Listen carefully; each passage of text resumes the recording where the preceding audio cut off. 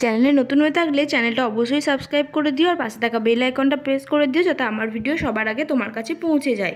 তো আজকে আমি চলে এসেছি একদম গরম গরম ঝরঝরে চিঁড়ের পোলাওয়ের রেসিপি নিয়ে। তো চলো দেখে নেওয়া যাক এর জন্য কি কি করতে হবে। প্রথমে আমি এখানে নিয়ে নিয়েছি বেশ কিছুটা পরিমাণে চিঁড়ে। এই চিঁড়েটাকে খুব ভালোভাবে আমি ধুয়ে নেব, খুব ভালোভাবে ধুয়ে নিতে হবে চিঁড়েটাকে। আর এদিকে দেখো নিয়ে নিয়েছি কড়াইয়ে দিয়ে দেবো একটু সাদা তেল। তেলটা একটু গরম হওয়া পর্যন্ত অপেক্ষা করতে হবে। গরম হয়ে এলে দিয়ে দেবো অল্প পরিমাণে একটু হলুদ, আর এরপর ভেজে নেব কিছু সবজি। তার মধ্যে আমি রেখেছি গাজর আর আলু। এখানে তোমরা চাইলে আরও কোনো সবজি ব্যবহার করতে পারো। আমি গাজর আর আলুটাই খুব ভালোভাবে ভেজে নেব। এটা যেন একদম সেদ্ধ হয়ে যায় সেটাও দেখতে হবে, যেন শক্ত না থাকে। তো এই যে দেখো খুব ভালোভাবে ভেজে নিয়েছি। এরপর এই গাজর আর আলুগুলোকে তুলে নেব।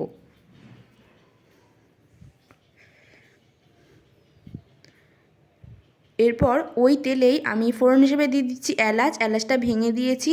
দিয়ে দিলাম দারচিনি, দিয়ে দেবো দুটো শুকনো লঙ্কা, আর দিয়ে দিচ্ছি এখানে কুচিয়ে রেখেছিলাম কাঁচা লঙ্কা, সেটাও দিয়ে দিলাম। আর দিয়ে দিলাম কিছুটা কারি পাতা না থাকলে এখানে তোমরা তেজপাতা ব্যবহার করতে পারো, কোনো অসুবিধা নেই।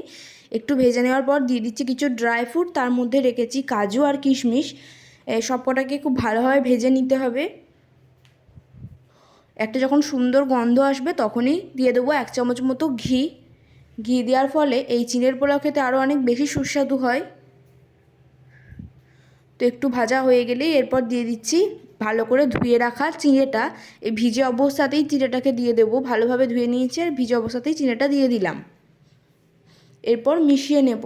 যে যে জিনিসগুলো ভেজেছিলাম সেই জিনিসগুলোর সাথে চিঁড়েটাকে খুব ভালোভাবে মিশিয়ে নিতে হবে।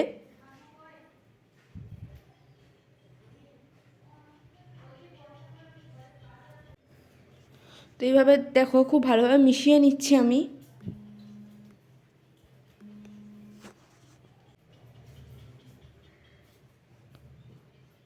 চিড়েটাকে ভেজে নিতে হবে এরপর খুব ভালোভাবে। এরপর আমি দিয়ে দিচ্ছি আগে থেকে ভেজে রাখা আলু আর গাজরগুলো। এই আলু আর গাজরগুলোর সাথেও চিড়েটাকে মিশিয়ে নিচ্ছি। চিড়েটা যেন একদম শুকনো ঝরঝরে হয়ে যায় সেটা দেখতে হবে, একটু যেন কাদা কাদা না থাকে।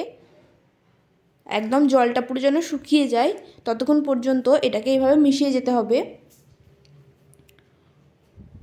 এরপর দিয়ে দিচ্ছি চিনি চিড়ের পোলাও একটু মিষ্টি মিষ্টি খেতেই ভালো লাগে, তাই চিনির পরিমাণটা একটু বেশিই রেখেছি। এখানে 3 থেকে 4 চামচ চিনি দিয়ে দিয়েছি আমি। আর দিয়ে দেবো একটু পরিমাণ মতো নুন। এরপর এই চিনি আর নুনটা দিয়ে খুব ভালোভাবে মিশিয়ে নিচ্ছি। হ্যাঁ, দেখতে হবে যাতে চিনিগুলো খুব ভালোভাবে গলে যায়।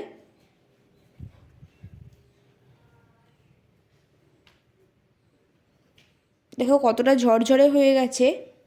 তো শেষে নামাবার ঠিক আগে দিয়ে দেবো আরও 1 চামচ ঘি। এই ঘিটা দিয়ে আরও একবার ভালোভাবে মিশিয়ে নেব। আর দেখো কত সুন্দর একটা কালার চলে এসেছে এবং কতটা ঝরঝরে হয়ে গেছে। তো এইভাবে নামার আগে ঘি দিয়ে একটু নাড়িয়ে নিলেই তৈরি হয়ে যাবে আমাদের চিঁড়ের পোলাও। তো কেমন লাগলো অবশ্যই জানিও, ভালো লাগলে একটা লাইক করে দিও। আর বাড়িতে একবার অবশ্যই ট্রাই করে দেখো, আশা করছি খুবই ভালো লাগবে।